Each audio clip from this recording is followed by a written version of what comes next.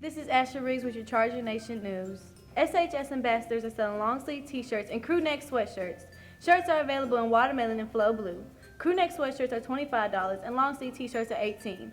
Larger sizes are $1 more. Be sure to order yours by January 31st. If interested, see Ms. Pounders in room C109. The 2015 yearbooks are now being sold. You can pre-order one for $65. For more information, see Ms. Parks in room B213. Donations are now being accepted to support Teens for Jeans. You can drop off your jeans in Professor Smith's room, B101, or Ms. Cobb's room, B203. For freshmen, you can take your jeans to Ms. Painter's room. The last day to donate is February 15th. Our SHS baseball team is selling coupon cards for only $20. Best Dress is every Thursday, so dress to impress. SHS golf team trials will be held immediately after school at North Creek on Thursday, February 5th, and Monday, February 9th. If interested, see Coach Tucker, room B112. Remember, you must have a physical and a set of golf clubs in order to try out. The Student Book Club will meet after school on February 17th with Miss Linda Johnson in room B107. They are reading We Are Liars by E. Lockhart. Our annual SHS food drive to benefit Heartland Hands for Food Pantry here in South Haven will begin on January 30th and it will end on February 20th. Please bring your non-perishable food items and give them to your teacher or drop them off in Ms. Cobb's room, B203. Don't forget our SHS boys soccer team will be traveling to Jackson, Mississippi this Saturday to play Madison Central in the second round playoffs. Good luck, guys.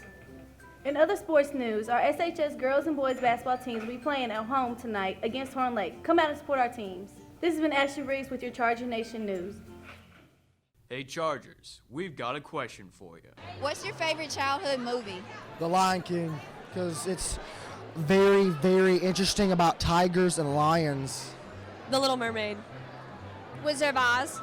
I had to go with Lion King because Simba Bay. My favorite childhood movie is all the black movies. That's Friday, next Friday, Friday After Next, Boys in the Hood, Booty Call, all that. The Lion King.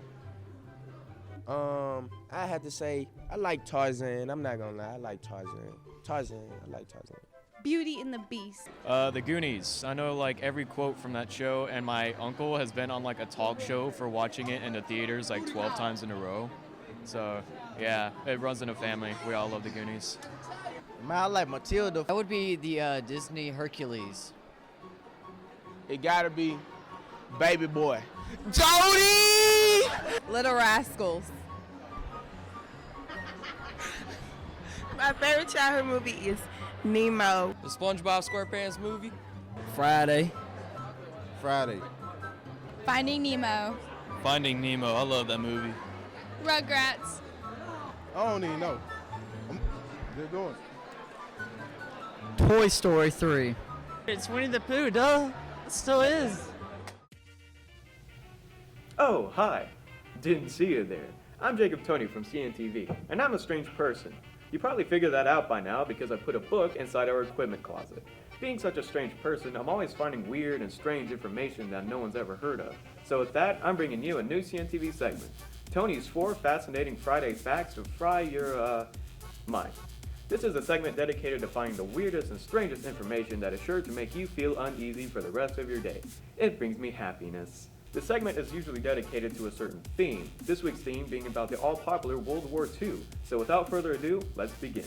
Everybody knows about planes. Turbulence, breaking a sound barrier, pilots falling asleep causing the plane to crash towards a fiery and painful death. Vacations. However, pilots in World War II had to worry about more than just 75 little dials and doohickeys in the cockpit. Canadian pilot Edward M. Cook recalls medical professionals talking about the dangers of gas.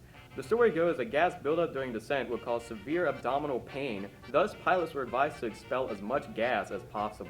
Pilot Robert Kirkpatrick highlighted an additional challenge where he did all these things while being fed a military-style diet of Brussels sprouts. This next story goes to another form of transportation, the good old 7 Seas.